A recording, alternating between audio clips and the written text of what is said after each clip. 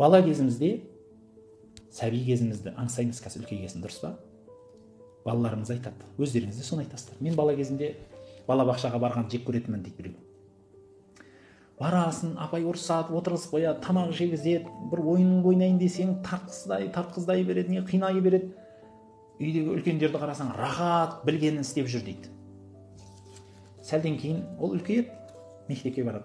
Сол кезде мектепке барып қиналғаннан айтады, анау балабақшаға барғаным жақсы еді. Уақытылы ұйықтаймын, тамағымды жеймін, ойын ойнаймын, рахат екен ғой дейді. Мектебім қиын, мынау болмайтын нәрсе, мынау не мынау деп содан қысылады. Үлкейсем ғой ертерек дейді. Үлкейеді, ертең бала шағалы болады. Сол кезде көріп, шіркін ай, мектептегі кезім ай, рахатын ай, ақ көйлегіңді киесің да мектепке барасың, қалаған бұзықшылығыңды жасайсың, оқуыңды оқисың, оқымайсың.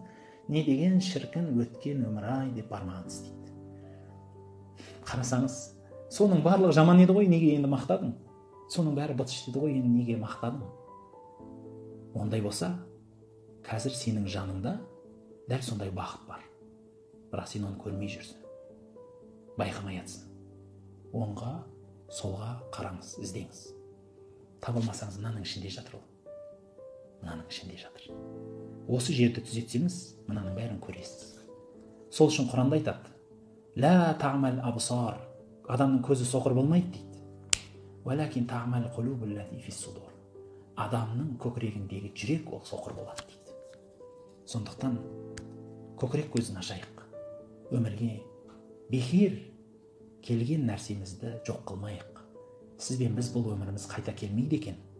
Ондай болса, өмірге хикметпен, жақсылықпен қараңыз. Әрбір істе бір жақсылық бар. Барлық нәрседен рахат алыңыз. Ол рахат сіздің жүрегіңізге сыйлайды және қайтып келмейтіндей. Сол үшін әрбір істі, әрбір сәтті бағалап қалыңыз.